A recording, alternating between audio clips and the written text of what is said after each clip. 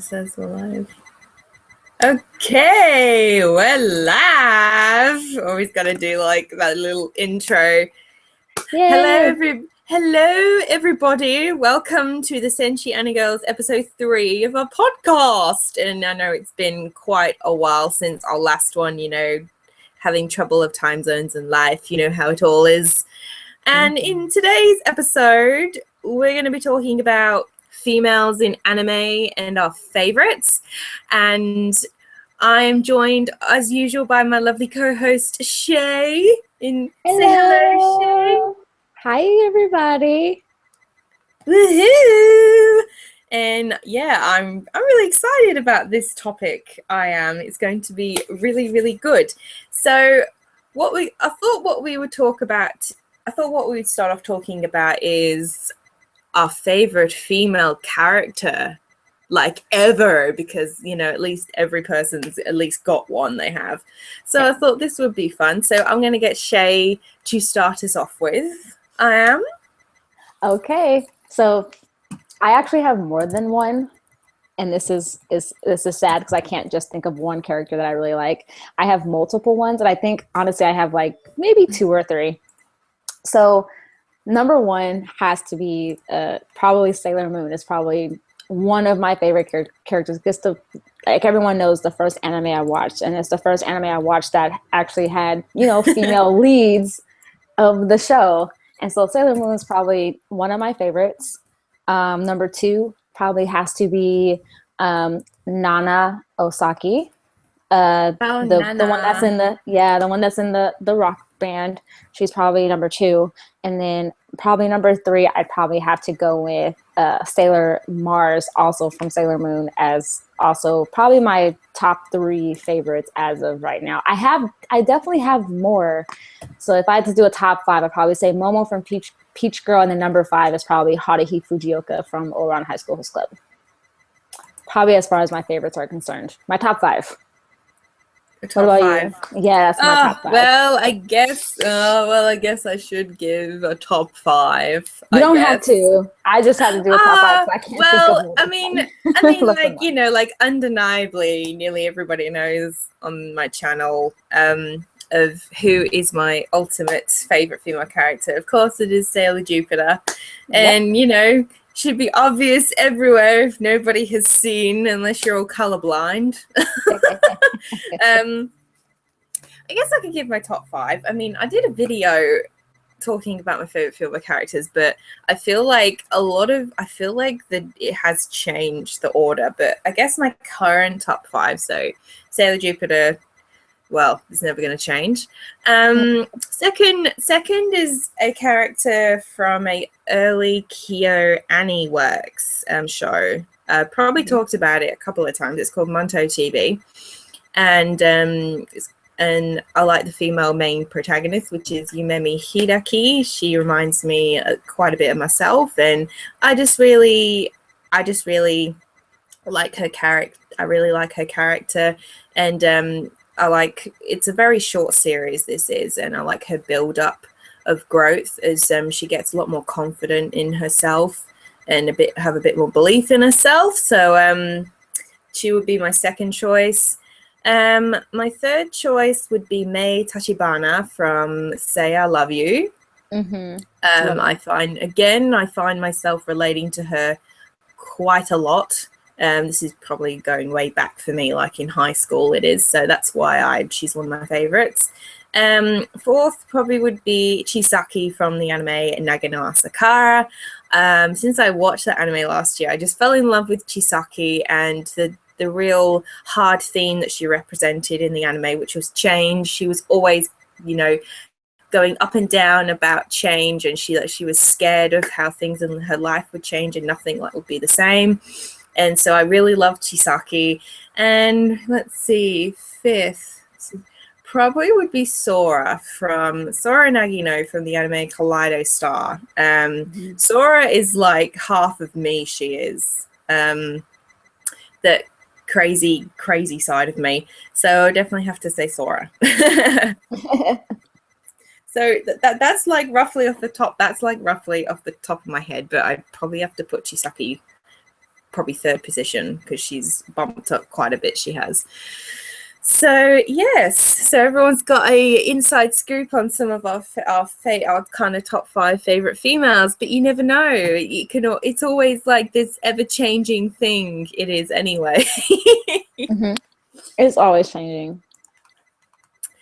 I know. And also when it comes to like female characters, there's another little topic we're going to dive into, is when it comes to fan service, particularly with female characters, and that you don't see a lot of like, you know, maybe like more rounder kind of curvier kind of characters. It's kind of this, obvious ongoing thing, it's always kind of, stick thin characters. And, thin body, big boobs, big ass, or just all of that. And, I think me and Shay are going to give our opinions on how we feel about fan service in females, and also the point of how females in anime are dealt, like kind of the direction of females that are dealt with towards it. Because some people find like females in anime that the direction that they're taken on is not very good, because it's always the same, big boobs, big butts, that sort of thing. So I'm gonna let Shay go first again. Sure, no problem. Yeah, you can give us all your opinion on how you feel about fan service to do with females. I think for me, how I feel about fan service when it deals with females is mostly that if there's a place for it, I don't mind it. I just don't mind when it's pointless fan service, where I'm very confused on why they decided to choose that moment to have fan service. That's my whole thing with it. Because as I'm sure you, as well as I, have seen a lot of shows that have fan service. But like I said before, for mine, it's mostly if the fan service has no reason of being there, like there's just a filler for some reason for them to put fan service in there. But if there's a reason why they did it, like there's a direct correlation of the reason why they chose that moment to put fan service in it, then I have no big issue with it. As far as for how the girls look, as far as the fact that they aren't as curvy and they are kind of thinner, but they still have like, big boobs or a big butt. I think it's just a lot to say as far as society is concerned, and it's what people feel like they will appeal to more. How people feel that maybe girls should look, or what society says looks cute or what's hot. And I feel like that's the biggest thing. And I feel like until society changes their minds is only once, animators or even just in general, people will change certain things concerning how females should look, or how the girls are going to be animated or what they're going to look like. That's my stance, because I feel like society might have a lot to do with it, since everyone wants to sometimes have a bigger chest or have a bigger butt, and that's probably the biggest reason why the girls look the way that they do. I mean, but sometimes I feel like it could change, but sometimes I feel like it won't, because when you're looking at even other animated female characters, not just for like in anime, but also in American cartoons. Like if you look at like Jessica Rabbit, like, everybody was like looking at Jessica Rabbit's body and Who Framed Roger Rabbit, she's like a classic icon. Who doesn't love that sassy red dress and all those purple gloves? Exactly. So everyone's kind of like they want that body type and what that looks like. Oh my god, no! You'd have to suck it in with a corset and you have to do a lot. But I think what else people have to realize is that it's also animated, and that's probably not something that anybody in real life can strive for. Oh my god, there is I hate to burst your bubble, Shay, but there is someone out there that I've watched a documentary video on of. She constantly wears corsets every single day of her life, and she's been trying all her life to try and get the Jessica Rabbit figure, which she's achieved. She's got the tiniest stomach ever.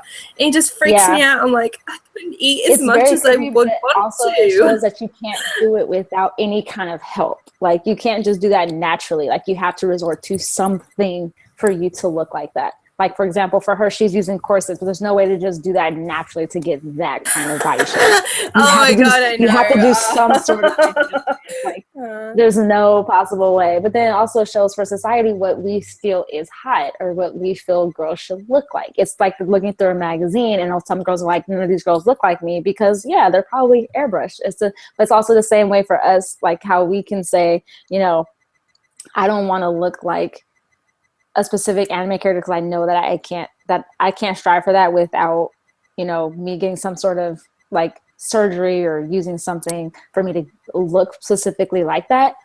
But I think it also has something to say about the types of animes that are being watched for why the girls look like that. So I think if it's more so like animes that are not like shoujo or geared towards girls, that the female characters don't look like that. Because if it's a if it's a shoujo anime, the girls look fairly normal. Like they look like regular girls that like look like anybody you could probably see on the street. Like, yeah, they might have like outrageous hair colors or an outrageous hairdo that you may not be able to copy, or really big eyes or something like that because of just how they're drawn. But their body types is something that many girls are like, hey, you know, that looks kind of like me. That you know, it doesn't have that outrageousness until you see shows that aren't geared towards girls, and they are probably geared more towards boys. And then you get more fan service. You get the girls that are more curvier, and you get the girls that have bigger assets. Yeah. Yes. And someone's mentioned, don't forget the Barbie dolls. How can you not forget Barbie dolls? Maybe that's blame. Barbie started all this. She started all this. And even Barbie had to change, because even now they had to come out with Barbie dolls that looked more like regular girls, because even I think it was like an article that was put out years and years ago where someone had said what the exact measurements of a girl would have to be for her to look like Barbie. And they said Barbie would have to be like over 6 feet tall, a really, really big chest, a really, really small stomach. And they said that if she did look like that, or if someone did actually look like her, that they would have back problems and all this other stuff. And you're just like, that's just not possible. And if you do look like that, you're not going to be healthy, I guess, is the biggest thing that they took from by showing girls like, hey, you may not want to strive to look like this, look like you. Yeah, I mean, I think most people feel the same when it comes to fan service in females. Mm-hmm. One thing that I came across was when I was writing my manga impression review for the manga Batum. I've only read the first 3 volumes. Mm-hmm.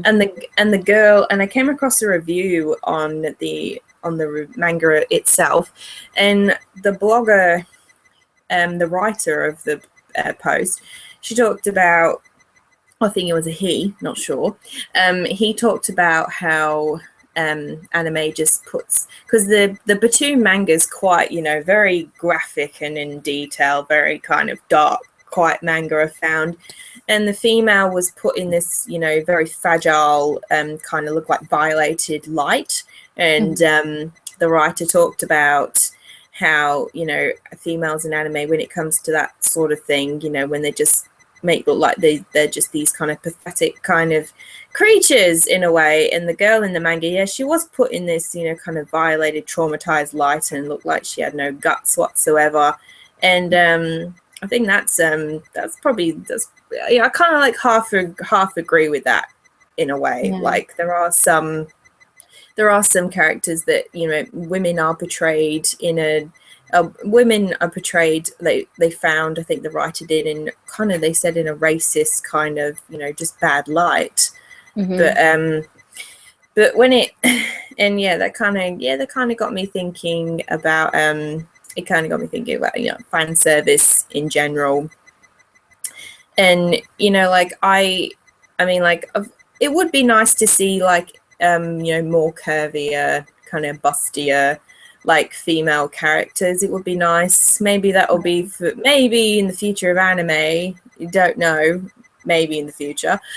But you know, like, I'm so used to all of the, you know, big butts and boobs and whatever. To me now, it's just like, you know, it's not something that I don't think is really gonna change. But I don't think making like every single female character in particular so sexy and try and let it sell the anime only itself.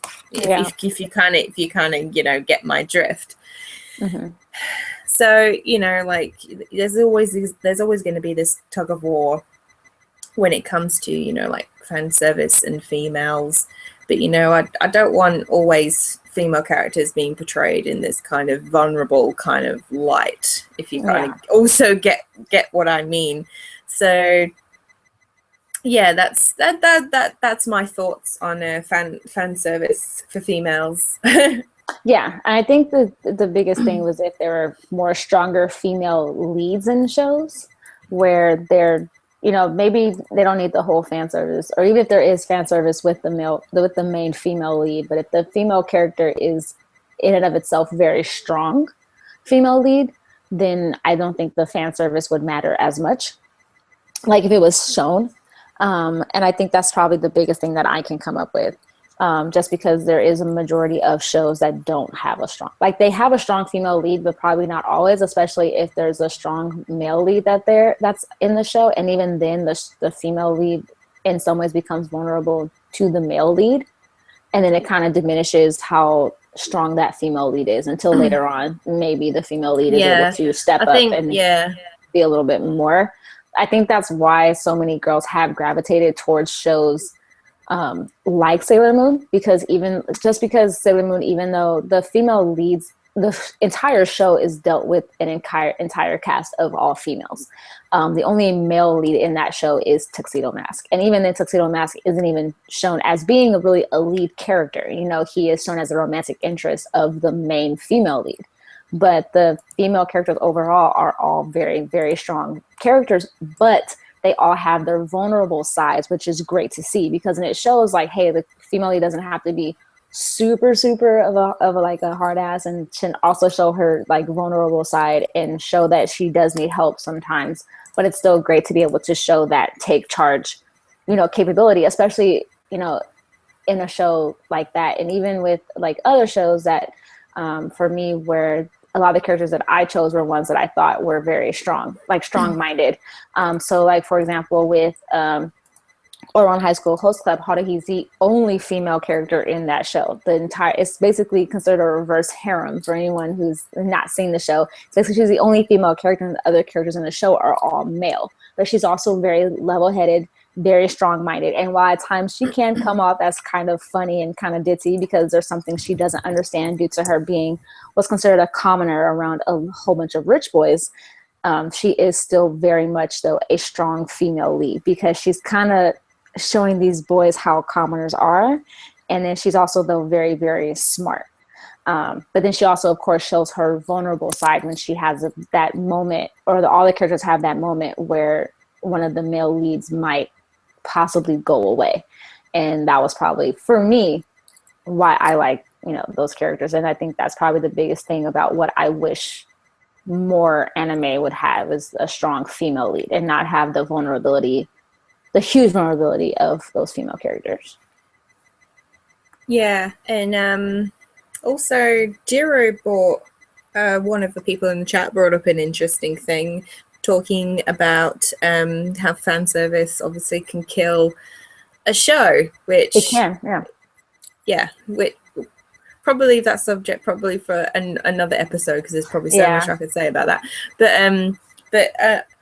But I'm curious. So since we're now moving on, it seems, to the topic of strong female characters, who are some of your favorites, Shay? My favorite strong female characters. Like I said, well, most of the ones that I have mentioned are all in my top 5 as being kind of strong female characters. The only one that I can say probably isn't a strong female character is basically just Momo from Peach Girl. It's probably the only one I can say out of my list is not a strong female character. And I know everyone who's a lover of Peach Girl, me myself included, the only reason why I say she's not a strong female lead is because she did have a lot of moments where she did depend on the male leads in the show for her to be happy. And that was probably the biggest thing for me about why she's not a strong female lead. But there's other reasons why I chose her, you know, there's other reasons why though she's on my list. But mostly but as far as the ones that are on my list, I all chose them, the other four, based off the fact that they were strong female leads to me. You know, they all had something that I either strive for, or I like the fact that they were kind of, either I saw a little bit of myself in them, or the fact that, you know, they weren't depending on a guy a lot of times during a majority of the series. Like I said, for Sailor Moon, I chose Sailor Moon and I chose Sailor Mars. They're very polar opposites in the show. You know, everyone knows that Serena's very, you know, goofy and boy crazy, you know, but she's very big on friendship and stuff like that. And then you have Sailor Mars, who is very, very level-headed and very serious, but she's also very confident. But they're both very, very strong characters in the show overall. You know, Serena, of course, is leading a group. She's that leader. And then you have Mars, who's like pretty level-headed and very serious, and she's very determined in everything that she kind of does, from what I've been able to notice. Do you remember the Sailor Moon episode of where I think it was they were trying to find the portal to where Queen Beryl's lair was, and they had to fake that they had disbanded Sailor Moon or Serena as the leader, and then it kind of got to a point where it was nearly going to be everyone was only faking it, but then there was a point that they were actually serious and thought, oh, Ray could lead us, and Ray exactly. Quite up herself a little bit. Okay, yeah, but it was also kind of like funny because of the fact in all honesty, if someone did get rid of a leader, if Serena was no longer the leader, then you probably would have Sailor Mars as the next leader in line, just because of how, you know, determined that she was, even though in reality, looking at the manga, you know, Venus would have been the ultimate leader of the rest of the crew. You know, it probably wouldn't have been Sailor Mars. No, I suppose so. I guess my Makoto doesn't count then. Oh. I mean, no, my Makoto is perfect. No.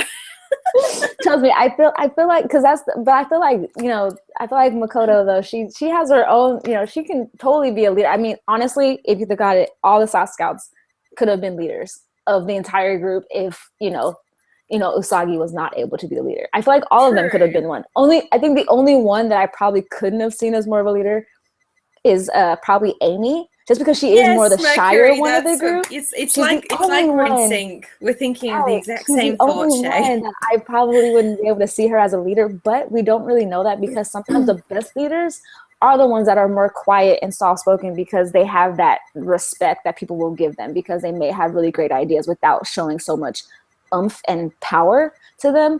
And I think her and probably Sailor Pluto probably would have been the ones that are like, could be possible good leaders, but then you're not for sure. And then someone probably would have been like too big of being that great of a leader, and you might have seen a lot of revolting if they were probably leaders. Which is probably why Serena was chosen to be the leader, because of the fact that, you know, she ultimately has both qualities. You know, she has those serious moments where she's a leader, but then she also has those moments where she's very, very soft-spoken and very shy, and also very goofy. So she's able to appeal to both sides. Definitely. I agree that Sailor Moon, all of them could be like pretty much like strong leaders. They could, but what just sprung to my head just now was that when it comes to anime, it seems that that Studio Ghibli female characters seem to trump a lot of other female strong characters in general. Seems, you know, Studio Ghibli's kind of a reigning one. It does, for all its, you know, strong female characters. Do you have a favorite Studio Ghibli strong female character, since it is gone on about a lot? It is. Yes, I think honestly, of course one of them has to be probably Princess Mononoke is probably one of the biggest ones. I believe that's the character that I'm thinking of is in Princess Mononoke. I Yeah, if she's believe. wearing like Yeah. if she's wearing like animal fur, then Yes, yes. she's Yes. probably the biggest one I can see, and then beyond those ones, probably of course I probably have to go with, even though these ones probably didn't. One of them didn't start off as being a big leader or a strong female character, but then became one at the end. Was probably of course Chihiro in Spirited Away. Probably one of my favorites, because even though she didn't start off as a strong character, I like that she grew up in the course of that entire movie. She went from being a very whiny little kid, but then having to grow up to be able to save her parents is probably the biggest transformation of a character that I've seen in a long time, besides Usagi. But she's probably the biggest one. And then, of course, also I have to go with Kiki from Kiki's Delivery Service as well, because she started off being a very strong character. You know, she started off being like, I'm going to go off on my own. I'm going to do this. I'm going to do that. And yes, she hit some bumps along the road, but then she persevered and still was able to do what she needed to get done and be able to, you know, get over those bumps in the road, which is like all of us. You know, we all have bumps in the road that we hit and we might get down and out about it. But then we also have to pick ourselves up again and be like, look, like, yeah, I hit a snag, but I can totally get through this. Yes. Yeah, you can definitely, you can totally get through anything, Shay. Anything. Well, I mean, like a lot of people, obviously, like from what I've seen, heard, read, you know, Nausicaa from, you know, Nausicaa, the Valley, the Wind of the Valley. Oh my God, I'm forgetting the title of the anime. Yeah, and I know Nausicaa is a big one, but like probably my favorite strong female from Studio Ghibli, all the movies, is probably Atari from the movie Atari. Have you seen that one yet, Shay? Which one? The Studio Ghibli movie Atari. The Arietti. Yeah, sorry, Arietti. See, yes. My pronunciation is crap. It's okay. No, I definitely have. I definitely saw that one, and I did really, really like it because she was a very strong female lead in that entire movie. Yeah, she was very much a go-getter. Yeah, I think I did talk about her in my studio when I did the Studio Ghibli tag, which you should do at some point. The Studio Ghibli tag, definitely. Oh. Yeah. There's a link that you can. I don't know. You can watch my video or yeah. Yeah, there's like a million of them, and I mean I got tagged in it a long time ago, but yeah, you should totally do the Studio Ghibli tag, since like you're doing your Hayao Miyazaki Mondays and stuff, and I know you've seen quite a few now. You have, so yeah, that's another video idea for you. There you go. Yay! I gotta add that to this growing list of mine. I know, the never-ending list. Never ending. Let's see. I don't know. I don't think I've ever gave much thought to like, well, strong female characters to me. To me, I think like it's a different interpretation for everybody when it comes to like a strong female character or a strong male character. For me, it's just someone that treats people right and is just, you know, respectful and has like some confidence. And one of my favorites is Sawako from the anime Kimi no Todake, which is like From Me to You. And Sawako again is like in my top 10 favorite females because again I relate to her so well. And I feel she was a strong character like from the beginning, just of how you know, she never, even though she'd never experienced like, you know, real things in real life, like, you know, making friends or, you know, experiencing a first love. I think her character just really grew in her whole personality. And she's definitely one of my favorite female characters. I think when it comes to a strong female character, it's not all about characters like, for example, I've not seen the anime, but I know like Yona from Yona of the Dawn is a big one. That's a lot of people's favorites. I don't think it always when a strong female character, it should always relate to if they're like a leader or they take everything on. That's not what always to me makes a strong female character or a strong male character or just a strong character in general. So, you know, it can mean a whole bunch of different things for it, and it can mean different things to different people. So, but, you know, having that said, you know, I have to admit there are some quite, you know, some really decent, strong female characters out there. I might have to make a blog post about it, I reckon. I'll have to.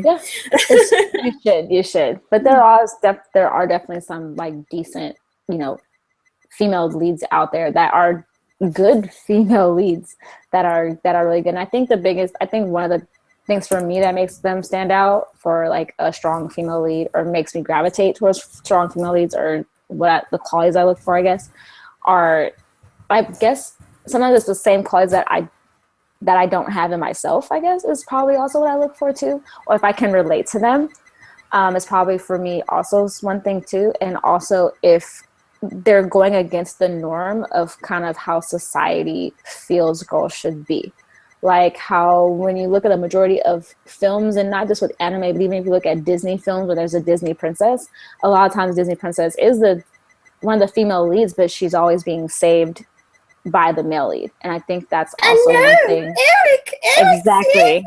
Exactly. So that's probably, no, but it's true. And so that's kind of why a lot of people do gravitate towards those female leads that are so different. Because then you look at characters like Mulan, or even if you look at like Princess Tiana, you know, a lot of those two female leads, definitely they're saving their male counterparts instead of them being saved. Not like Belle or Ariel. Oh my God, no, the worst of them would probably have to be Aurora from Sleeping Beauty. I can't believe she's asleep for a majority of the movie. I know. I can't believe she was I can't believe she was like my favorite Disney princess when I was younger.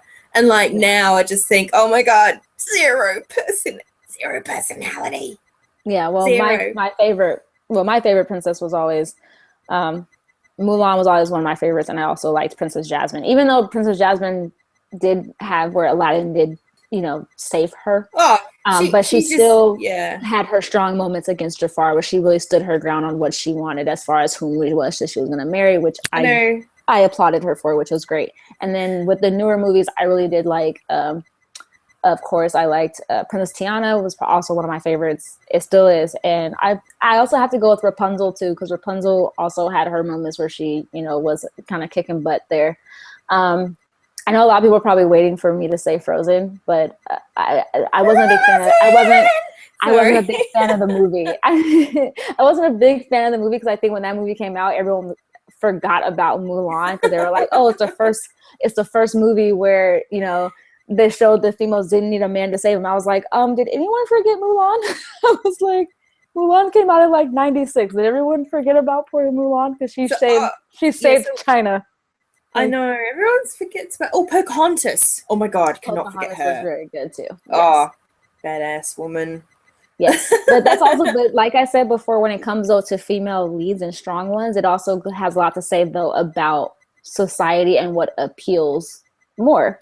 You know, and that's probably why a lot of the female leads aren't very strong, is because society isn't wanting that norm to change. No, they're not. And I think it's the biggest thing, especially what I've learned is a lot of times what you see on TV or what's portrayed a lot of times on TV or in our media is based off of what's actually going on in real life. And I feel like that's the reason why some of those things won't change. True, but then like there are some characters, there are some female characters that I do think like are quite sexy. Yes. So what female characters to you that you think are sexy, like in the sexy badass genre of female? I gotta go with Nana Osaki from Nana. I think that's the one. That's the right one. Because I know there's two Nanas. For those of you guys who haven't seen the show, there's Nana Komatsu. The Nana I think you're talking about is the punk rock. Is it the punk rock one? Yeah, that's the one. Yes. That's the one that I really, really like. I just think she's so badass, and I love her I don't care attitude that she has, but I also like that she has those moments where she is very, very vulnerable, and I like that because it shows that, hey, yeah, she has this way of coming off of like, hey, I got all this confidence, I don't care what you have to say, personality, but then she has those moments where she's like, you know what, yeah, I do really, really care, but it shows that she only cares that way about people who also care that way about her. And I feel like that's what I really like. But for people that she knows doesn't care about her, she doesn't care right back, and she's just like, hey, I know you don't have my best interest, so I don't care what it is that you think. But the people that she really cares about their opinions of her, and they also care about what her opinion is of them, those are the ones that she seems to be more vulnerable with, and that's what I really like. Like, for example, with Nana Komatsu, the other Nana in the show, she has a very vulnerable side with her, and they both have that vulnerability together because they both very much care for each other, and they care about each other and what each of them is going through. The same went for Ren and her other bandmates. Like, she showed that she truly does care about them and stuff like that, and that she was the only they were the only ones that she was very vulnerable with. But for the ones that she could care less about or that she didn't like and she knew didn't have her best interest, she was just like, I don't care. But I found her incredibly sexy and so incredibly of a badass because of the fact that she had that punk rock style, and I loved it because I was just like, damn, I was like, I love how much of a rebel she is.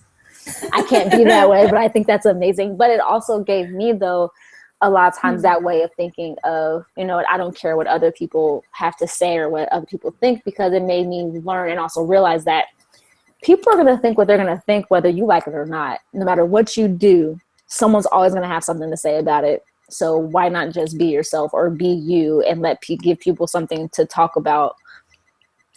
And there's no point in you changing, how you are or changing what you're into or anything like that, just because people are going to have something to say about it, because regardless, people are going to have something to say anyway, whether you do something good or bad. Just don't do nothing bad where you're like going to jail or something like that. But I mean, like, if you're doing something that's going against the grain, go ahead, as long as it's like legal, please. Legal. It's legal. Don't do anything illegal. Like, don't go like rob a bank and then all of a sudden be like, we Senshi Girls podcast told me to do it. No, don't do that, please. I don't want that on my conscience. Of course you do. Let's go do it right now. No, let's not. Let's not do that. Let's see. Oh, I have quite a lot. Of course, I agree with like Nana. I do like Nana. I totally agree with everything you said about it. Mm-hmm. I don't know. I think I have too many sexy badass females in my category. Yeah. I think one of them is Kikyo from Inuyasha. I have a love-hate relationship with her. Just for the record, I'm joking. Oh, good. No, I don't want to like a soulless fossil. Well, she has half a soul. Technically, she has half a soul because she has half a Kagome's. Every time I've rewatched Inuyasha, she's appeared on the screen. I just want to punch her face. That's what I want to do. I kind of feel the same way about Kagome, just a little bit. Not my Kagome. Oh, I like her, Kagome. But I have a love-hate with the Kagome because I feel like the show, every episode you hear, Inuyasha, Kagome, Inuyasha, Kagome. You hear that like every episode, you're just like, oh my god.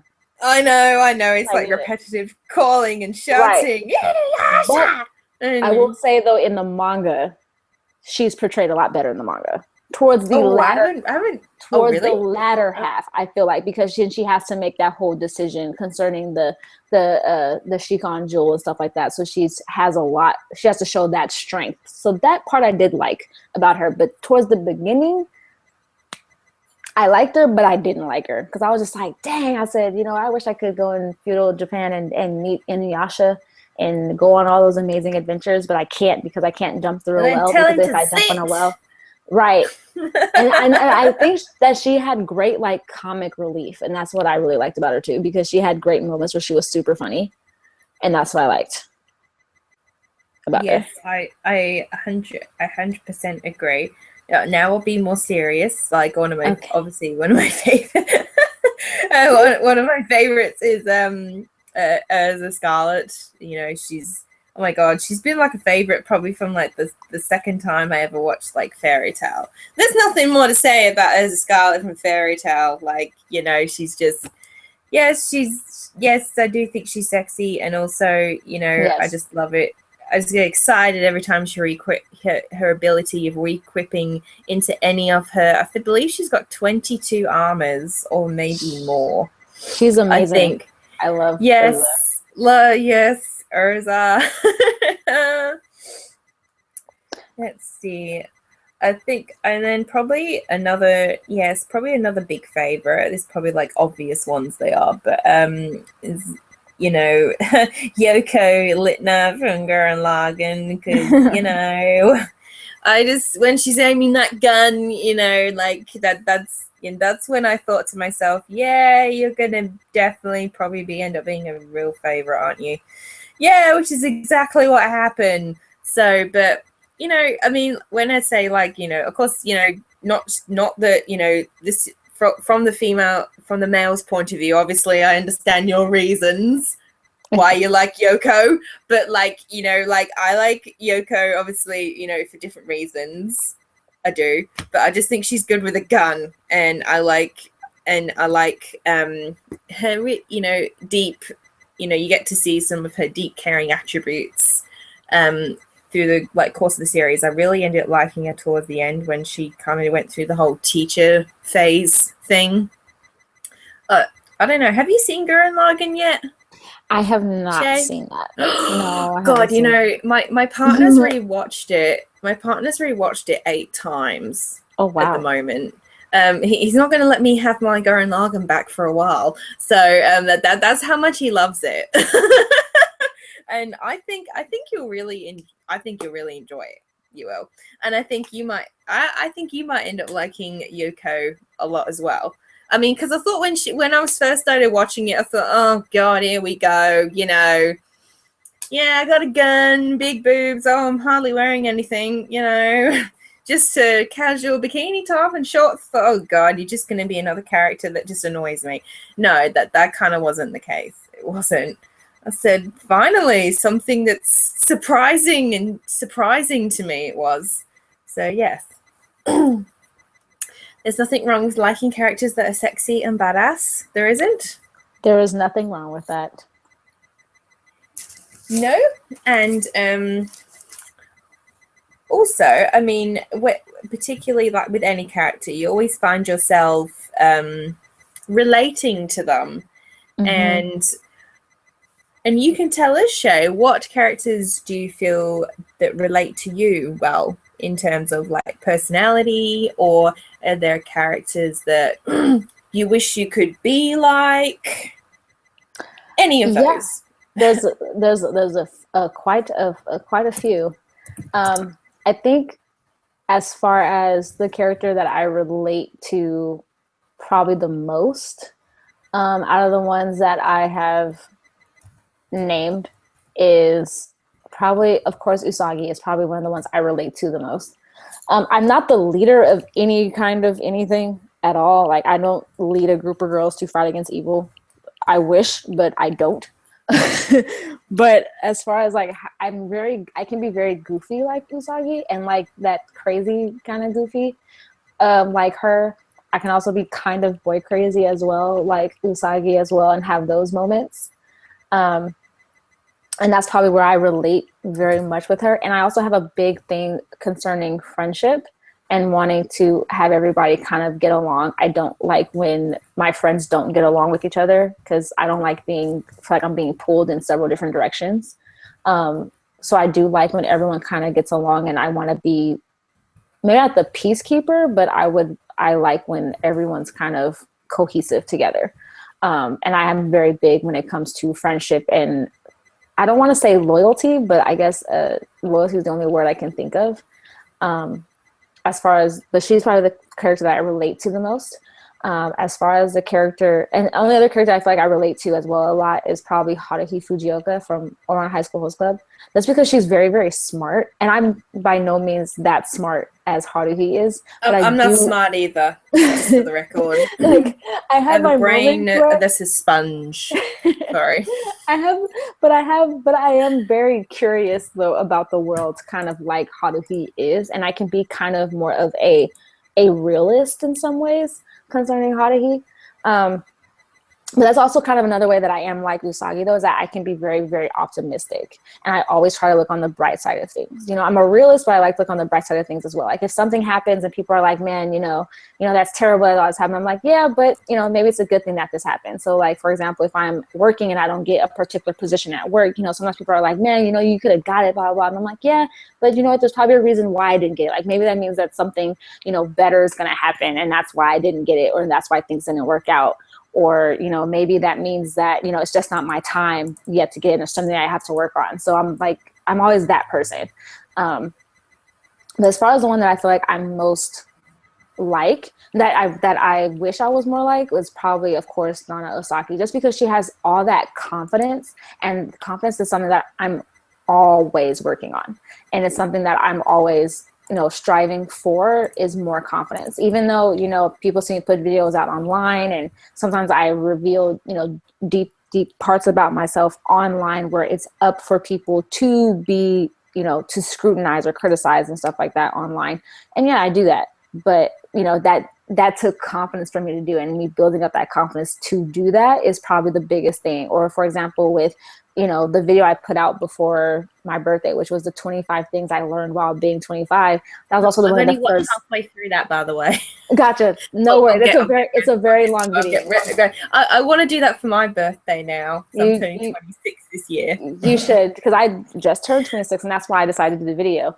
But it's also one of the first videos that I also put out on my Facebook page, my personal Facebook page, where a lot of friends and family members that I've known for years saw that video. And that was something that took confidence for me to be able to do, and put it out there and show people like, hey, yeah, so I do this. And then people are like, hey, I watched it, and yeah, I subscribed to your channel. I was like, oh, wow, that's great.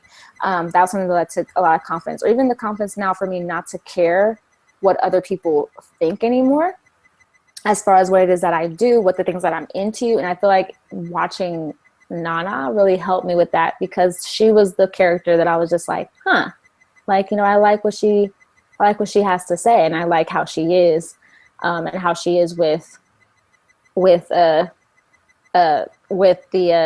how she is with her confidence level and stuff like that.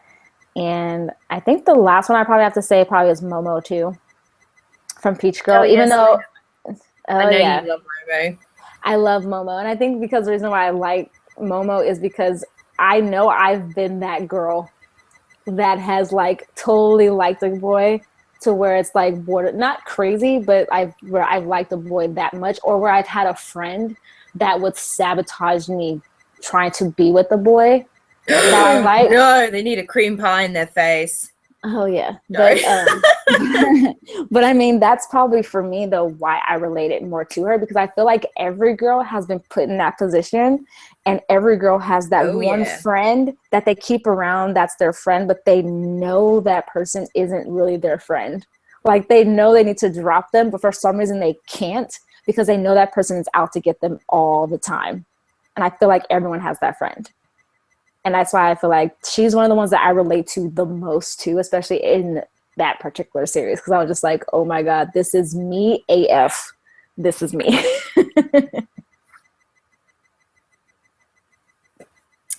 So we got Haruhi, we've got Momo, we've got Nana, and what was the other one? Usagi. Oh yes, Usagi. I have to remember all those four. I'll have to. I find the problem with me is it seems like any anime that I watch lately, I seem to end up relating myself to some sort of characters, and mainly it always seems to be in high school romances. Oh god, yeah, that just brings up like real personal memories for me, and like probably two characters that I find myself very much related to is between, I mentioned earlier, Mei Tachibana from Say I Love You, or Sawako from Kimi no Todoke. Probably it's been kind of like a weighing up battle for me, but between the two, it's probably definitely Sawako. Very much through like high school, pretty much I was pretty much like Sawako. I was, and she's definitely a character that I related to. I always end up relating to characters that have a personal effect on me. And one character I find myself relating to, also a big one, is Toru Honda from Fruit Baskets. Oh, I love Toru. Everyone like who knows me in real life, they always say that, I'm just really nice person and stuff and kind. And I do find that there is quite a few attributes about me that that I just noticed when I watched Fruit Baskets for the first time. And Toru, she just, it's kind of like she was just portraying that all on the screen for me to see for myself. How Toru is. Toru likes to give some people the benefit of the doubt, and she's just pretty much just like the good golden girl, really goody two shoes. So I definitely found a lot of her in myself. And another one I know I also already mentioned, but was Sora Nagino from the anime Kaleido Star. Sora is like my other half, pretty much. Like in the anime, she's so happy all the time. She never wants to give up her dream of becoming a Kaleido Star. Kaleido Star, by the way, is kind of like the circus kind of anime.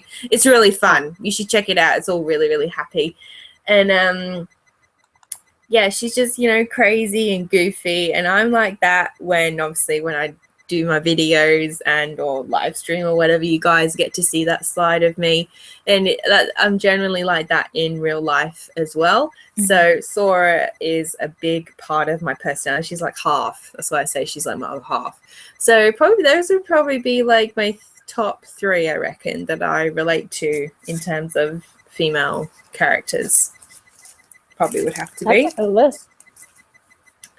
Yeah. I like to think so.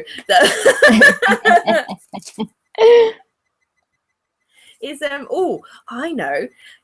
I just thought of something good. Yeah. What female anime characters have annoyed you ever? What female characters you find annoying? This will be good. This is. Ooh, wait. Oh, the list goes on. I'm just joking. No, we're not going into a negative pool here, my viewers, my listeners, by the way. Yeah, This is just for a bit of fun. Don't worry. Get our frustrations out, because that there's always annoyed me the most.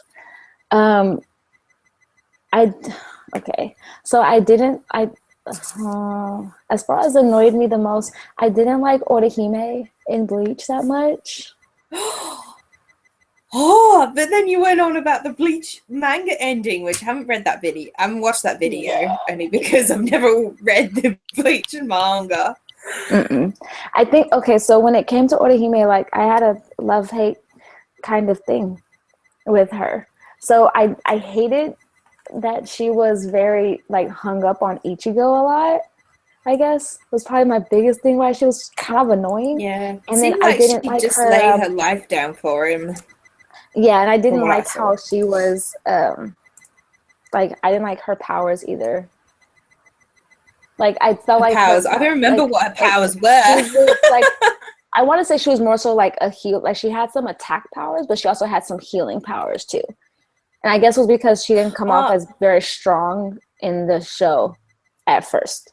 And she was very, very ditzy. And I guess that's what I also didn't like. She was kind of... I did see the beginning of Bleach. A long time ago. I do remember her being very airheaded and ditzy. So I definitely agree with you on that. So I didn't like her very much. What other characters did I not like? Like, I'm trying to really think of this. Like, this is very hard for me to think of. What characters did I not like? Where they were just on the screen. I'm just like, oh God, please get off the screen. I'm trying to think of some. Sai, I didn't like Sai from Peach Girl. I did not like her. Oh yes, who doesn't like Sai? There's like a her. girl like her everywhere in real life. Right, and that's why I didn't like her. Because I was just like, oh my god, you bring up every girl that didn't like me in school is you embodied right now in front of me.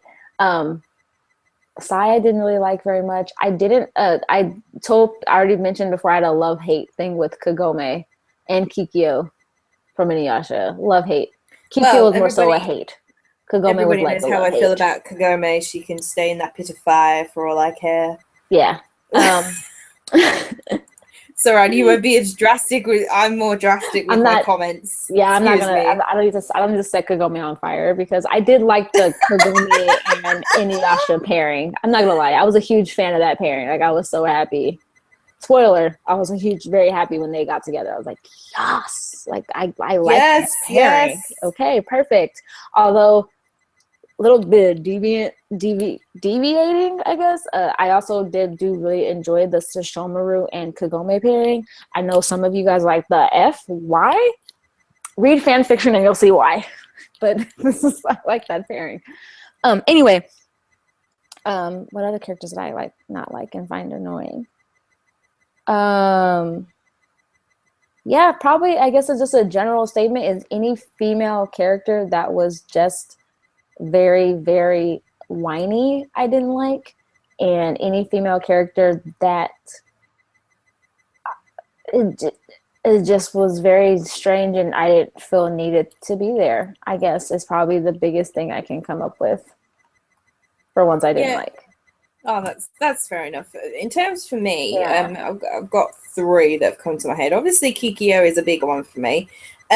Just from the moment she was resurrected, a character was just this constant annoyance, and Inuyasha, take you to the other world with me. Just what's there like about a character? I know, like I felt sorry for her in the beginning because she was just an ordinary woman, in love with Inuyasha. I thought it was kind of cute in the beginning, but I felt sorry for her for what happened to her. Sacrificing herself for the Shikon Jewel. And then, rising up again, and she's like this, gloomy, she's like this useless, gloomy presence pretty much through the entire show. And, when, it's not going to be it's probably going to be obvious what actually happens to her character, but, in the end, I guess I'm glad she found some peace, but I just thought, yes, you're out the way now. This love triangle frustration can just stop altogether now, which I was kind of happy about. So another one is Mina from the anime Dance in the Vampire Bund. She's like the leader of all her vampire utopia. She's pretty much, she's in this kid body and she's like, over something 1,000 years old. I can't even remember. And her character was just so annoying, so selfish. She just wanted her wolf servant to her 24/7. And I hated the English voice for her. Nothing against the voice actor. I like this voice actor. But it's Monica Rial, and we know she's got like a high-pitched kind of voice. And just for this particular character, I'm like, no, it just adds to adds to the screeching factor for me. I'm not going to say cringe because cringe is not a word to me. I'm just like, people use the word cringe too much. I'm like, no. And then another one that I can never forget is Tomoe from the Rurouni Kenshin's OVAs. Oh, Tomo, yeah. Oh, God, Tomo. She's just, no, she just, falls in love with Kenshin, dead husband. Kenshin's the one that, sorry if there's spoilers here, by the way, guys. Kenshin kills her beloved husband, then Tomo ends up falling in love with her husband's killer, knowing that. I thought she was just a pathetic presence, but she's like an empty shell of a woman, and you have to look at it from an aspect of what happened to her and stuff. But in the end, she was just kind of annoying. And what's that rustling I'm hearing? Are you eating something yummy? Because I'm hungry right now. I'm eating M&Ms. Does that count? Oh no! Don't eat M&Ms. I've still got to go to the shop later. It's only like 12:30 here anyway, so I'll No, it's about later. 8 p.m. my time. Oh, so yeah, that's those would be like 3 annoying female characters, but I think there's more male ones. But we'll leave that for when I believe we may talk about males in anime and faves. That will be another podcast episode. I reckon we should do, Shay. That'll be for that one. That'll be good. It'll be hot and steamy, guys. Hot and steamy. Sure will. That'll be fun. I'll have to make sure all our female fans get in on this one. Definitely. Sure will, because I have a lot of favorites when it comes to guys. That's why when that waifu and husbando tag, which I will most likely do a video for that for Saturday, is probably going to be difficult for me because I have the girl picked out, but the guy is hard because I'm like, I have a long list. And trying to pick one is difficult. I know, it's hard. And like, I mean, like, I've watched other people's, like, husbandos and waifu tags, and quite a few of them have all got, like, 5 or 6, like, husbandos or waifus, like, kind of lined up. I wasn't into, like, the whole husbando waifu kind of thing for ages now, but, like, when I got tagged in the video, I'm like, I suppose so. Ooh, someone, Jiro the Hero has said Maka from Soul Eater, her personality was so whiny. True. I mean, like, I felt Maka. She was a little bit whiny, always looking to soul her partner, always all for the answers. But, at the same time, I know she was whiny, but, I liked her sensitive side, especially when Krono's character was introduced and they kind of became friends and stuff. Yeah, you could also kind of say the same thing, though, if you want to say that, she was really whiny. People could kind of also say the same thing about Toru. I know that Toru is a very beloved character for a lot of people. She's beloved for me, too. I really love Toru from Fruits Basket. But she also came out kind of whiny, too. You like talking about my favorite Shay. I know. I'm so sorry. No, but I'm sorry. No. I know. I mean, I'm not saying that she is like that. That's a bad thing. But I mean, that's probably what made people appeal to Toru, though, because she did come off, in some ways, kind of whiny. But she was still a very, very good character, which I think is very similar to how Maka is. I mean, like, I never... Which is kind of ironic because she's voiced by the same voice actors. When do you think she was whiny then? Because it's really hard. It's really... Toru? It's really hard for me to pick out a time she was whiny. I don't think she ever... I feel like she didn't like being the center of attention and anything. Like when... Like, I guess I don't want to say whiny, but I guess when she was very, like, vulnerable, but vulnerable to the point where you're kind of like, you need to buck up. You need to... you need to buck up. You need to, like... Oh my God, that, the way you said that just then, that was really... But it's kind of like, like you want to tell her, like, hey, you need to, put your grown woman panties on and just, get it done. There's just those parts about her that maybe might have not appealed to people, but she was also, a little high school girl, had lost her mom and her dad, and she was alone. So it's kind of like, hey, I get it. I wonder, I can see why, you might have those moments. And now she's being cared for, living at a place with 3 guys that have weird things going on with them that she can't explain.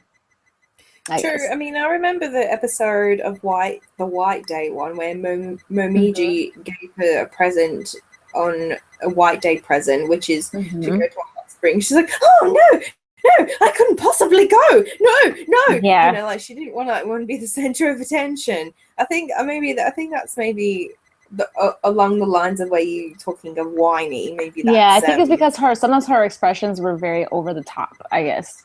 Where it's kind of like, I don't know of anyone who would react that way. I mean, I could see people saying, oh man, like you really shouldn't have gotten me this. Like, thank you so much. But, that way. But she was just really like, she would overreact where her voice was super, super high and just like, oh my God, okay, I get it. But I think what's ironic is with people saying, like with the person in the chat saying that they didn't really like Maka because she was whiny, is that her and Toru are voiced by the same exact voice actress for the dub.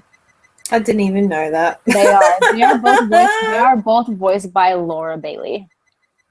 who was Oh, also okay. voiced Yay. Lust in FMA, for those of you guys who New were new fact, everyone. There you go. You learned something new learn today. something new every day.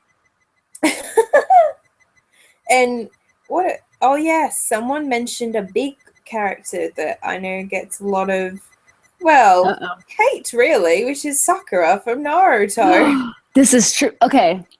So when it comes to Sakura, I, I, I, I, I actually. Okay. Why am I laughing So already? because I'm gonna say something ridiculous. Yes. Out with Okay. it. So with Sakura, I kind of like her. I have a love-hate with Sakura. This is why. Okay. Just like with So Kikyo. I guess, yeah, just like with Oh wait, Kiko, no, that's because Kagome. No, sorry, Kagome. Kagome. Sorry, with Kagome. When it comes to Sakura, it's because of the fact that I guess because I can relate, because it's like we've all been that girl where we've really, really liked the boy. And we've all been very excited to be in the same group with someone that Yes, we've liked. yeah. And that's why I'm just like, I hey, know. I I can't don't hate think. her.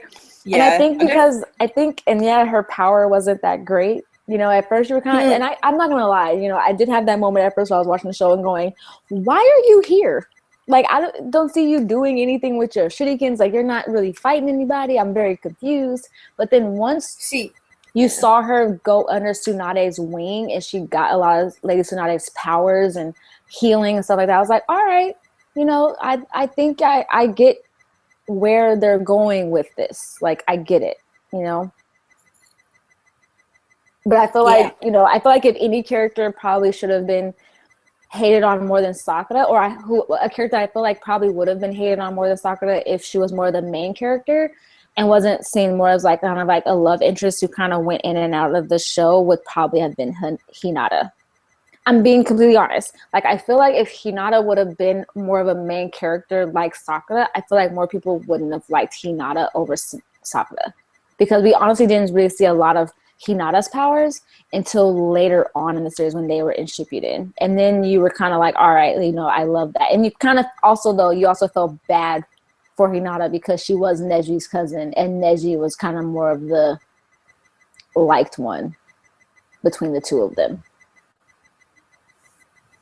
Yeah, yeah, definitely. When it comes to like Sakura, I like with Naruto, I've only seen like the first few episodes again, and I felt Sakura, was whingy, Sasuke.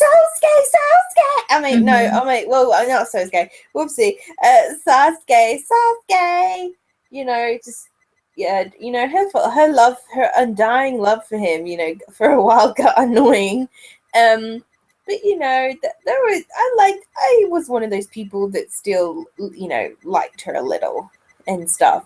And I know I've heard like in Shippuden, her character does get a little bit better than how she first started really at does. the beginning. She really does. And I feel like also, to me though, there's nothing more, what also in a way made me like Sakura more, liked her in the original series, was kind of how heartbreaking it was when she tried to stop Sasuke from leaving, and Sasuke of course knocked her out so that he could leave. And to me, that was probably one of the most heartbreaking scenes, because it was like he left her, and even though they weren't together, it's not like they're a boyfriend or girlfriend or whatever, but she did really like him and she was trying to stop him from leaving. And that was probably one of the most heartbreaking scenes, because she was heartbroken when she realized that he was gone. He left, and he left them there. And I feel like that's probably what made me like her. And I'm just like, all right, I get it, because we've all had the moment where someone has left, or many of us, or I hope that nobody really has gone through that moment where someone's left, and then you're just like, I might never see this person again, unless it's like, someone's passed away or something like that. Then yeah, we've all felt that hurt, being like, dang. Or like someone goes on a trip and they're not going to be back for a long, long time. You're like, I might have to get used to you not being here. But with Sasuke, he went rogue. He left. Yeah, and this is probably nearly going off topic. I feel like Naruto, it's not really about the main protagonist Naruto, from like what I've heard. It seems like it's just about Sasuke going rogue, and then it's just about when Sasuke It is, and there's but it's also thing going on. not. It is, but it's not. So it does kind of in a way revolve around, Sasuke leaving and them trying to get him back, and Sasuke being bad or good, still trying to figure that out. But it does also very much revolve around Naruto, the main protagonist. And just really quick, the reason why I say that is because of the fact that Naruto went through a lot of hardship. His parents both had passed away, and the reason why they passed away is due to him having the Kyuubi, which is a sort of like a monster that a demon, I guess you could say, that is sealed inside of his own body. So as a kid, he was shunned. So because his parents died saving the village from this creature. And now this creature is now sealed inside of him. So the village themselves shunned Naruto for years, basically because they felt that he was bad. Kids wouldn't play with him. People were afraid of him. So he would act out as ways of getting people in the village to notice him and people in the village to say something to him, even though it was bad. But in reality, he just wanted to be like any other kid, and he didn't have any parents, so he didn't have that parental love. So when he started school, at the ninja school for training and stuff like that, he didn't have anybody there to say goodbye to him on his first day.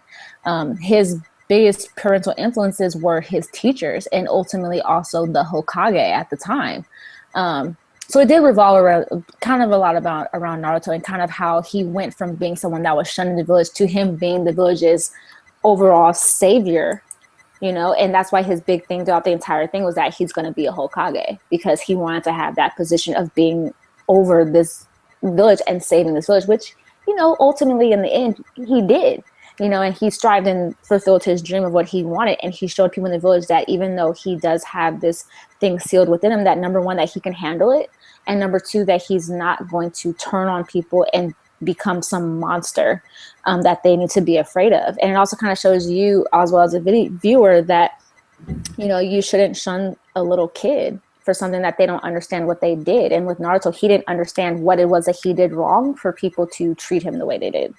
Like, I guess the biggest one for me is when it went from, I think it's in, it's in Shippuden, when when you see his entire backstory of how he was treated as a kid and why he was acting up, that when I watched it, it brought tears to my eyes, because I was like, we've all had them where we were shunned by kids, whether we were picked on, made fun of, felt alone, and it just will bring back all those feelings of like, dang, like I understand how that feels and how hurtful that can be.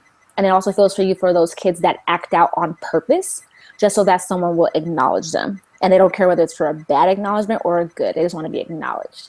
And that's where the entire story kind of revolves around Naruto. And yes, it does deal with Sasuke and him leaving and then trying to get him back, and that's the main conflict, but it does revolve a lot around the character. Sorry, I deviated. Yes, you'll be sorry. No. I'm sorry. I really know next to nothing about when it comes to Naruto. So that was really, really insightful. And maybe one day I'll marathon the crap out of Naruto one of these days. But maybe we'll discuss Naruto more when it comes to our male. Maybe when it comes to our male podcast episode, maybe. Yeah.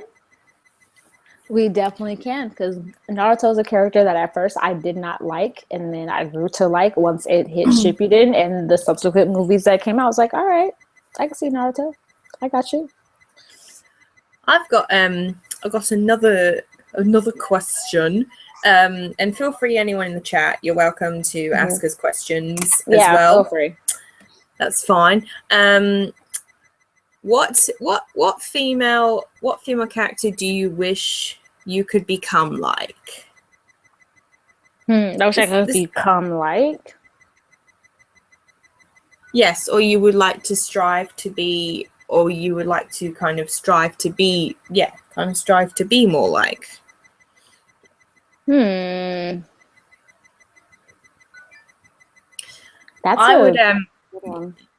Yeah, I would like to be, this is terms of like more like confident wise. I would love to be more confident like Chihaya from the sports anime Chihaya Furura. I've been watching recently my first sports anime.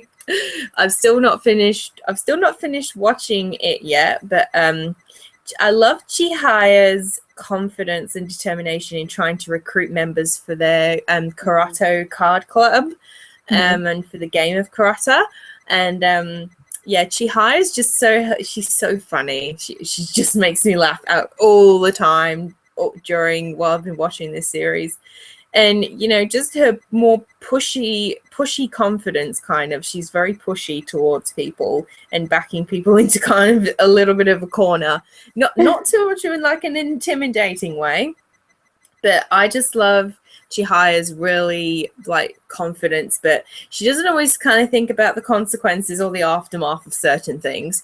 But I would love to have that kind of pushy confidence that she has. And another character, I guess I would kind of, again, in terms of confidence, will probably be Ryoko from the anime Okami-sama and her 7 companions.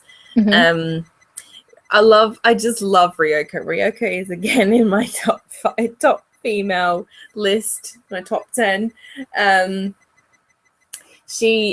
I love, even though it's such a short series, she was like the one character you got to see all of her personality, like when she was sad, when she was at her most vulnerable, when she was at her most confident. And I would love to be someone like her. I would, but she had a very she had a very evasive attitude towards not guys, that she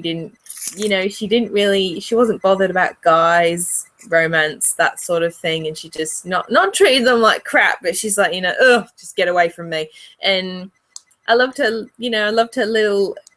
she liked to do a lot of boxing and fighting, and every time she would fight, she would always wear these cute little cat gloves. The like little cat boxing gloves. I'm like, oh, they're so cute. I'm like, oh, I could do that if a guy was going to bother me. So not saying I'm going to go punch anyone's lights out, okay? That would only be if you really annoyed me. Yeah. No. Joking. It would be a cream pie.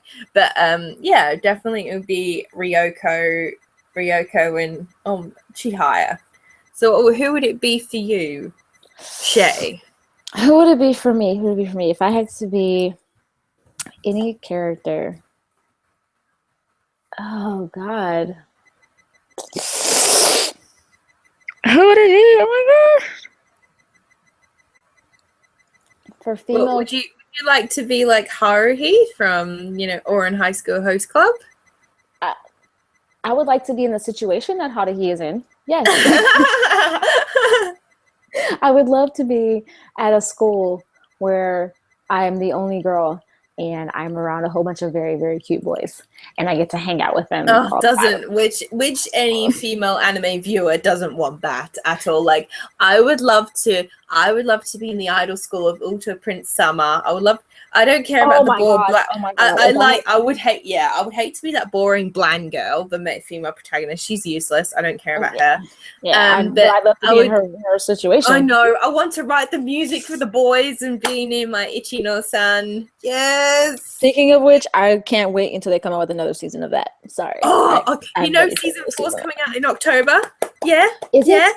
Did you know that? No, I did not. I'm so happy about it. It's in October. I've got to finish the first, the last 3 episodes of season 3. Oh, I've seen all of them, and they are. No, I stopped. I don't even remember why now. It's not because I lost interest. I think it's because I got distracted or interruptions. Usually that's what it involves. But yes, October 4th, more singing. It's like the first idol show I ever got into. So, and let's see. What I'm trying to think though. So, what character would I want to be? What character? Okay. Honestly, I think I would probably really, really like to be Urza, just because I like how strong Urza is. But besides Urza, I love Urza. Sorry, love her. I also like Levi from Fairy Tail as well. She's one of my favorite characters. Yes, getting honestly, she's one of my favorite characters. Good Another reason why she's one of my favorite characters is because I love that she's such a bookworm, and I love to read. And I love to read. Ideal. Like, I love to read everything. Bookworm. So she's a total bookworm, and I love that about her. And I love how kind-hearted that she really is. You know, throughout the entire series, I just love it. I know. And I love it. Yeah, do ship her and Gargiel a lot. Oh yes, I do. Even though like there's no signs of it. Well, no, like, I read the manga. I'm not caught up with the manga currently, but I know that there's a particular part in the manga where she does kiss Gargiel to give him air. No, don't tell me. I'm not even reading any of the fairy tale manga. You can't do that to me. No. Sorry. I'm sorry. But I do ship her and Gargiel. And the reason why I ship them so much is because they're total polar opposites. I know. But I love them together. Like, they're so adorable together. And you can totally tell that, you know, if you watch the anime, you can tell that there's something there. You know, everyone can tell. Everyone has their favorite ships, which should also be another talk we should do during the podcast, you know, later on, about our favorite ships and favorite ships that we know will never happen, but we also love. This will happen. I'm sorry. That is going to involve a lot of fangirling. Full warning. Because Lord knows that I have so many ships that I really love. As someone who's an avid reader of so much fan fiction, and I have ships that will probably never happen. I know. But in my twisted mind, that I totally can see this happening. So, yeah. Being completely honest, there's a lot of them that I know. I actually read an article recently by Otaku Gamer Zone, Joshua. Shout out to you, Josh. Because I know that in one of your videos you gave me and Shay a shout out right back at you. And he wrote an article about how annoying it can be when it comes to people shipping characters together that technically have had nothing really to do with each other during an anime series, and yet people ship them together. But I mean, like, but then there's the side argument of that's just part of the fun of it. Yeah, and I think that's, you know, shipping them, and I don't care if it gets. I don't want it to never get old. You know, I mean, I do it. I'm a crime of it. I'm a crime. Everybody's a crime. I'm a big crime of doing that because of the fact that. But the thing is, for me, because I read so much fan fiction, and then I've not read any in so long. I love fanfiction.net, and I read a lot of the stuff on there all the time. It's your place of where you know. It's your place of where you know if there's characters in an anime or a manga or whatever, you know, that aren't going to get together, or in any fandom at all. It's the place where you know you can go, and there'll be the stories there for you to satisfy that feeling. About it, though, is like not just the fact that, you know, if you want certain characters together, but sometimes you'll read a story or you'll read a summary of a story, and they'll put these two characters together. You're just like, okay, this would never work. But then you read the story and you're just like, I can see this. So for example, I'm a huge fan, and now people are going to be like, what? I have a huge fan of the Sesshomaru and Kagome pairing. And a lot of people are like, they never people ship them. I didn't even know that. So much on fanfiction.net to the point where there's actually, I don't know if there still is, but there actually used to be a website that was just full of Sesshomaru and Kagome fanfiction. Oh my god, why? And some of them are really good, and I'm like, oh my god, I love this. So like, there's like, I've had, or even like when you're looking at like, you know, even for like Inuyasha, like I read once a Kagome and Moroku story, you know, and I was just like, okay, I can't see this, but hey, why not? Or I read one that was like Sango and Inuyasha, and you're just like, okay, wouldn't work, but let's go with this. Even going through even through Naruto, or even with the Bleach. I mean, with Bleach, a lot of people chose Rukia and Ichigo to be together, but I even read one that was put Orihime and Renji together. And I was just like, this could be a thing. I can see this being a thing. Or they put Chad and Orihime together. And I was just like, all right, this could be a thing. Like, I can see this happening. Oh my God. And I think that this shows, though, honestly, I know we're deviating from the topic. Like we said, we were talking about strong female characters overall. But we went straight to shipping. Bothered in the chat if we're diverting from the subject at hand. Exactly. Anyway. Exactly. But it just goes to show about how, like, how the imagination of so many fans are that they'll put two characters together in a scenario, and for some reason it will work. Or the ones that I know we've all come across bad fan fiction. There's more bad fan fiction than there is good ones. But the good ones that you come across, you're kind of like, I wish this was an actual episode, or that this was an actual arc, because I would love to see this animated. You never will, but you might. Like, there's, if you're interested, I think you might want to read this one too, because it is a Sesshomaru and Kagome story, and I think you might like to read this one. It is called Tales from the House of the Moon. It's a longer fan fiction, but it is. I love reading long ones. Long ones. It is a good one. It is a good one, and I think you would really, really like it. It's a long one. It is Sesshomaru and Kagome, but it's very, very well written. So many people that have read it were like, "This is amazing." There's also another one that I read, but it's Inuyasha and Kagome, but still it's like a 3-part series.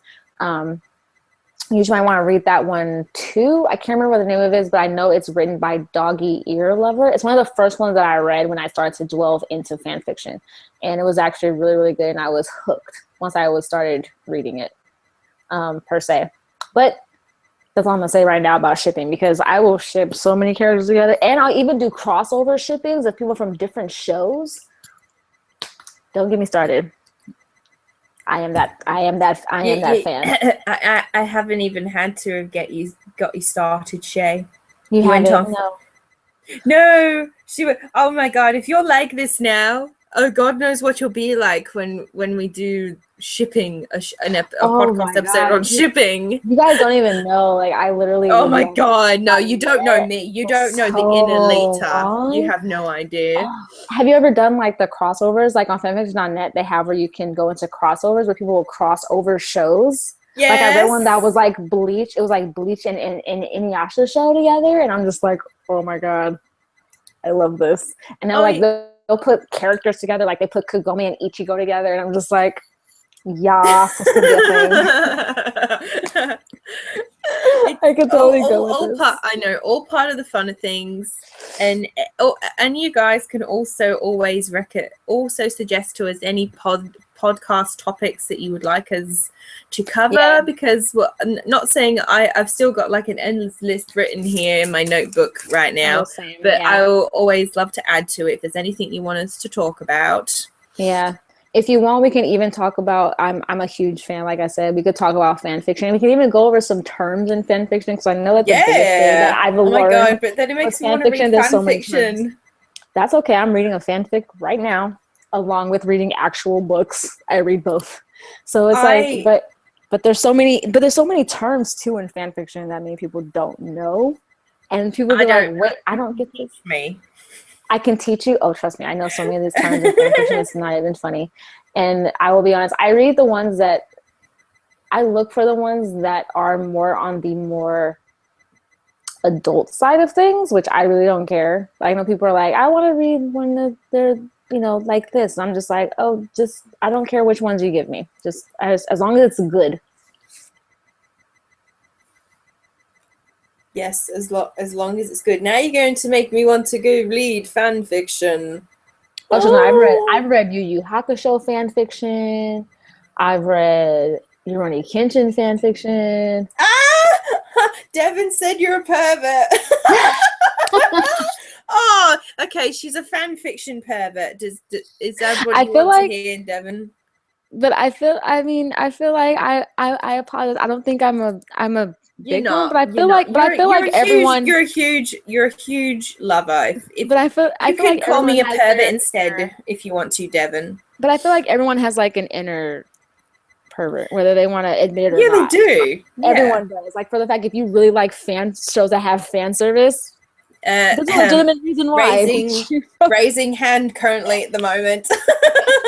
Everybody knows that I don't mind. Like, I don't mind watching like ecchi harem shows, even if they're so bad. Like, it's just one of them things that you can't explain. Of why do I love this? So and then Matthew's like, haha.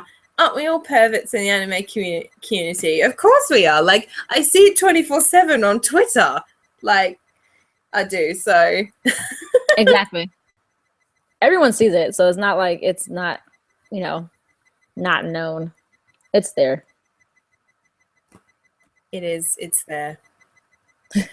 Now, does anybody have any questions they would love us to answer? Yeah, any questions? Feel free.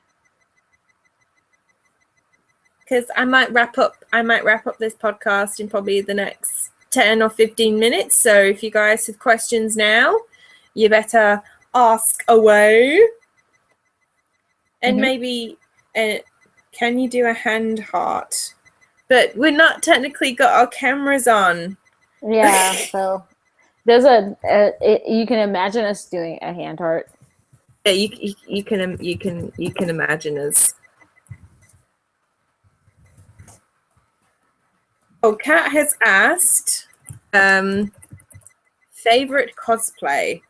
Does that mean if we've done a cosplay, or we like someone that's done a cosplay? Oh, that you've done if you've cosplayed. Oh, okay. Oh. I don't even know. Have you cosplayed, Shay? I've never cosplayed, but I have ideas that I want to cosplay as. Does that count? Because I have ideas. Like yeah. Tell us your ideas. Anything so counts. There's 3 actual shows, 3 actual characters I want to cosplay as, and 2 of them actually aren't even anime characters. They're more so Marvel, so they're more comic book characters. Yeah. And then only one of them is an actual anime character. I know. One of them is Harley Quinn, isn't it? You'd make an awesome Harley Quinn. No, actually, it's not Harley Quinn.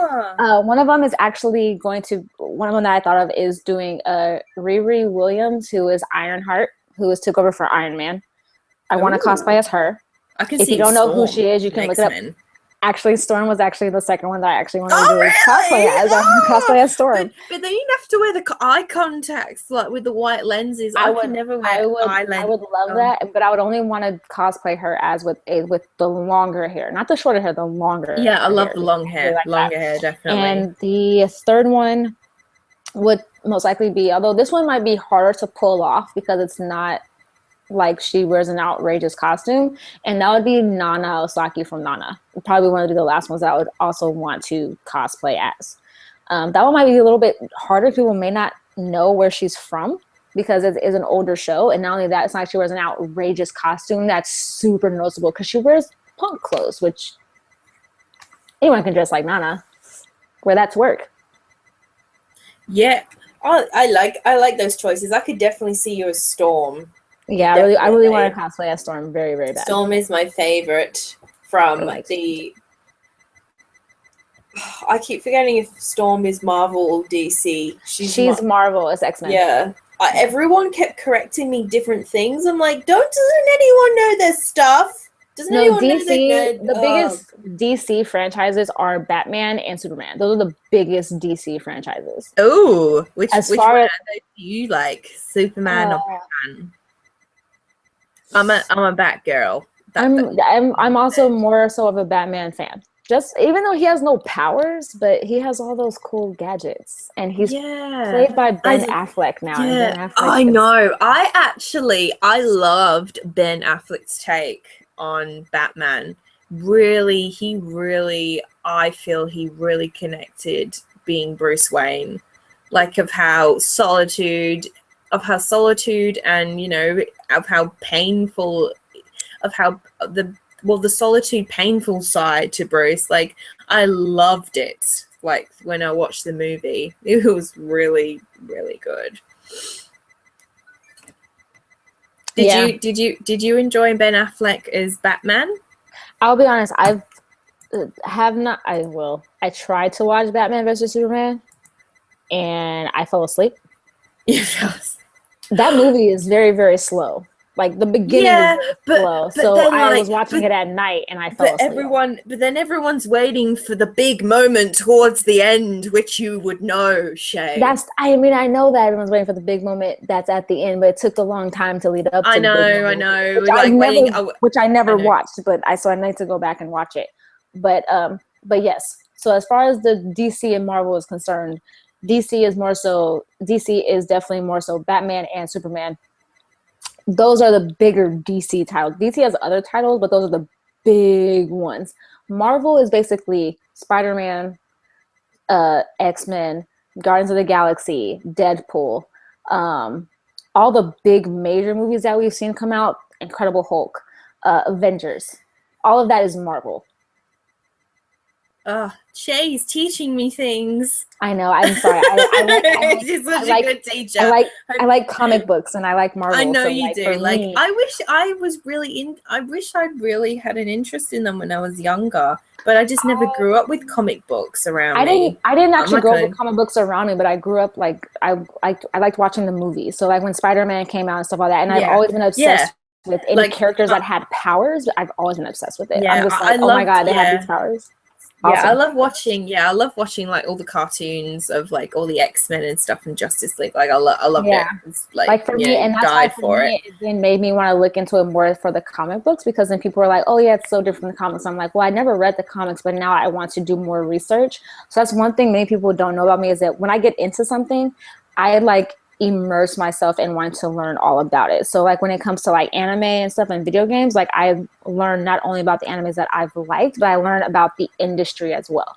The same goes for comic books, because now I learned more so like, you know, Marvel is now also owned by Disney, which is why at Disneyland you will see more Marvel stuff like Spider-Man and, you know, Deadpool and, you know, Justice League and stuff like that, very much revolved around Marvel. Like for example, at Disneyland, I know many people are upset they're getting rid of the Tower of Terror in Disneyland, California. Yes, they're getting rid of it, and instead it's going to be a Guardians of the Galaxy ride. I remember, and a lot of people were upset, but I mean, I didn't even know that. I remember when I went on the Tower of Terror when I went to Orlando, Disney. Orlando's gonna still have it, so it's still gonna be everywhere, like Orlando and like Paris and stuff like that. They're gonna keep the ride.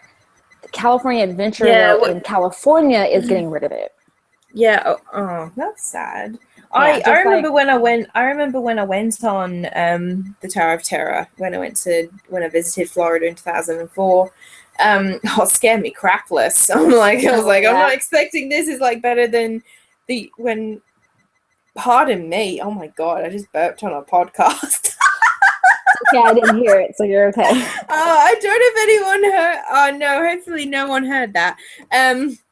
Yeah, it scared me crapless. It was better than some of the rides when I used to live in England. I'm like, yeah, this is hell better, definitely. It's okay. I feel the exact same way. I've gotten on Tower of Terror twice. The first time I got on it, I did not like it. It almost caused me to have a panic attack once I got off on the ride, because I did not like it. And then this past time I went to Disneyland, which was back in like about a month ago. I went in August to Disneyland again, and my friends were like, "Oh, they had never been on it." They're like, "I want to go on it." And I was just like, "Oh my god, I don't want to get on this ride."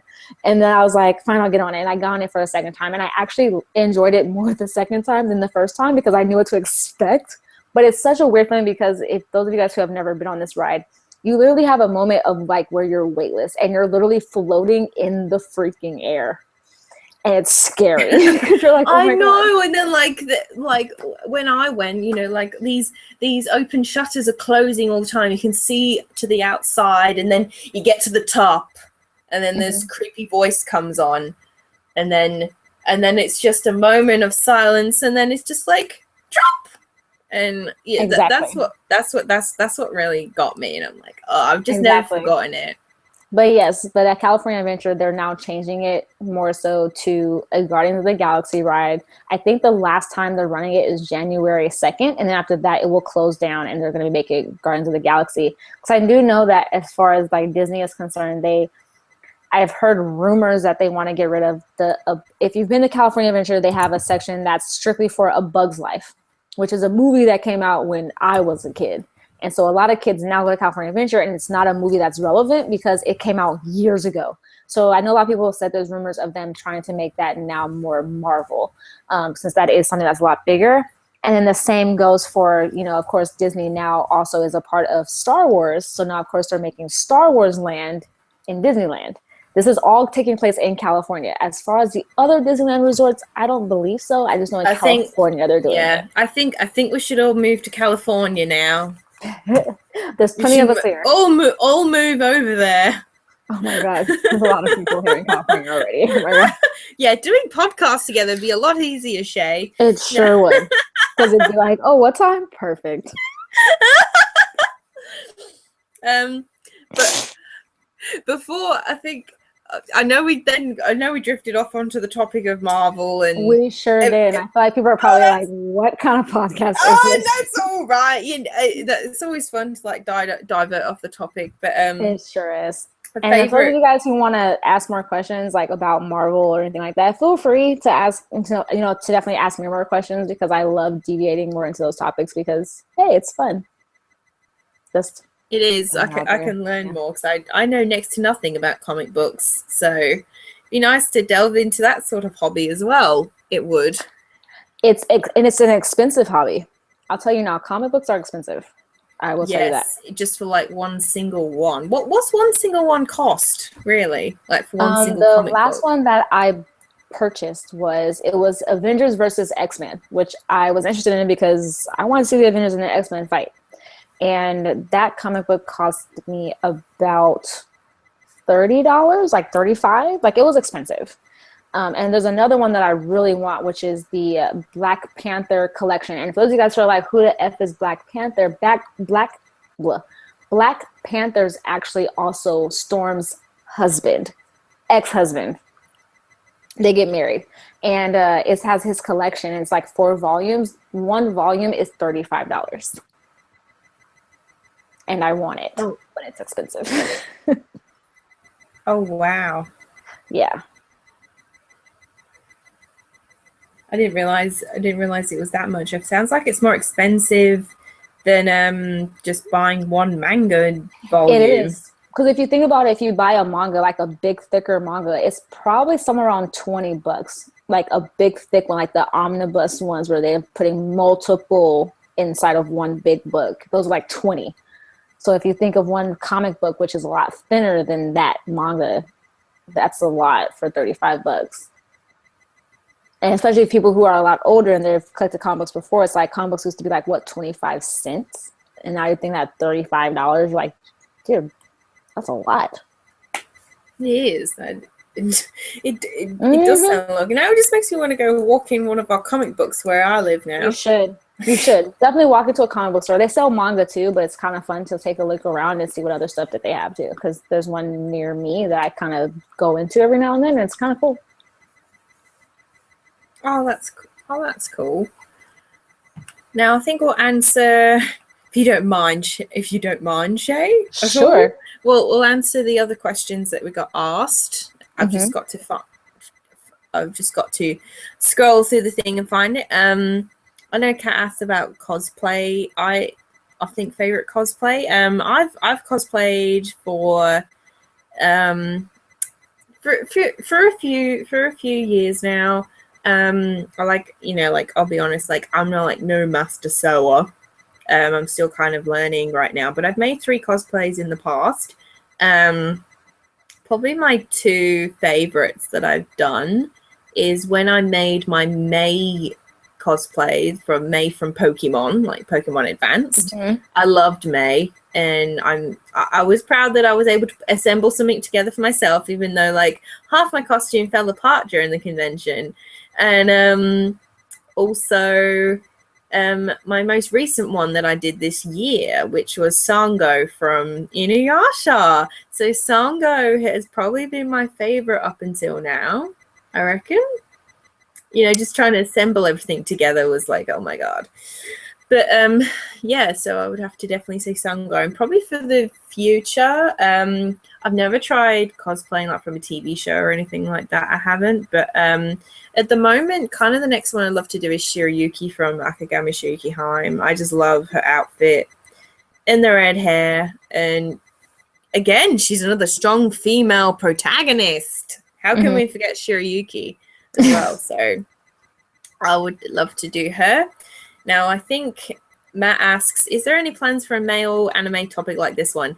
We already discussed that. Yep, there is. We already said that earlier. So, yeah, we're planning to do a male one. I said it would be like all hot and steamy. So it's probably going to be hot and steamy if our listeners can handle that.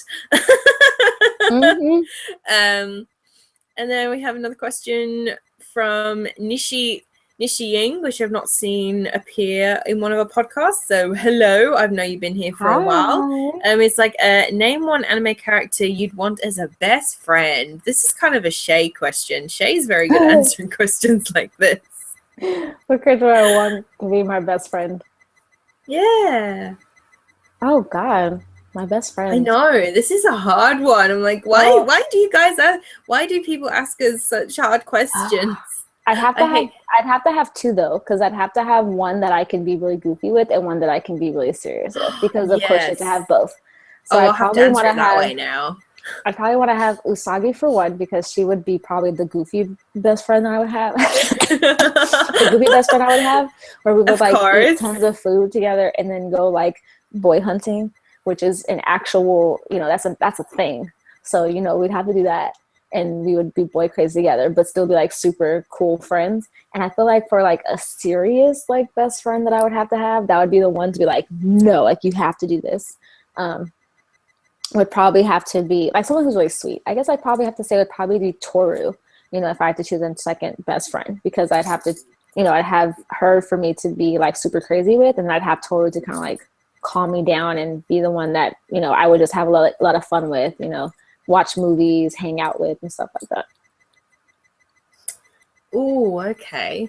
Let's see, from a serious or a goofy side? Well, obviously for a goofy side, it would have to be Sora from Sora Nagino, definitely from Kaleido Star. She's like my other half. She could have loads of fun together, and she'd want to do things because, it sucks in like real life if like you've got no friends that are like adventurous and they don't want to do other things, which is kind of like my scenario.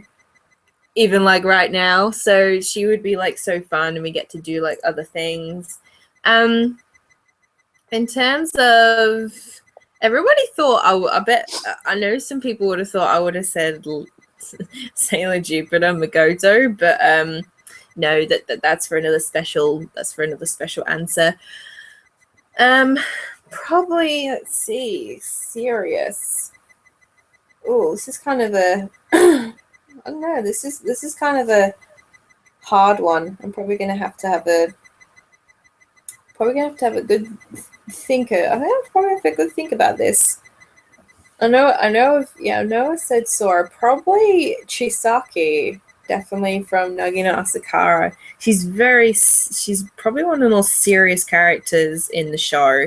And I think she'd just be great. She was always good at calming down like Makana if she kind of lose her crap a bit about what was going on, about everything around them. And yeah, I'd definitely have to say Chisaki. Good picks. Yes, Kat's picked Kyoko from Skip Beat. Oh yeah, Kyoko from Skip Beat. She's super funny. Oh god, I hated the ending for Skip Beat, but it's hilarious anime. It's hilarious. The anime, I finished the anime, the manga's still going, and I haven't really I know, I want to read the manga now. I'm like, I need my good ending, like I need progress. Don't worry, it's not over yet, so I know it's not over yet and stuff. Well, if you guys, I don't think anyone has any more questions at the moment. I think I'm going to wrap up this podcast episode for now, guys. And I hope you, yes, real life, all things to do. But I hope you enjoyed this episode. Again, sorry that it took so long for us to try and organize, life and stuff. But hey, it's always good when we get to finally get around to like doing this and stuff. And, time zone wise, it takes a lot of effort, to organize this sort of thing. Anyway, well, I hope you guys enjoyed the podcast. And hopefully we'll have one soonish again. I want, it'd be nice. I can guarantee at least every month there's at least going to be a podcast or more. We would like to try and aim for more, but there's always going to be at least one a month. Definitely. And again, I would love to give you guys the next topic we're going to talk about, but I want to say the male one, but I think we might leave that maybe for I don't know, we might leave that one maybe like for a while, you know, like to prepare probably. Mm-hmm. But if you guys have any suggestions in things you want us to talk about in future podcasts, you're welcome to comment down below, or you can tweet us it at Twitter. I will definitely write it down in my handy notebook, so there's like add it to the endless list already. All right, I hope you guys enjoyed again, and we will see you all in the next podcast episode. And don't forget, if you want to follow us, you can follow us on our channels, on our Twitters, and you can follow, if you want to keep up with us, our podcast updates, definitely follow us on Twitter. It's our main source. And we all love you, and we'll see you next time. This is Senshi Girls going out. Bye. Bye.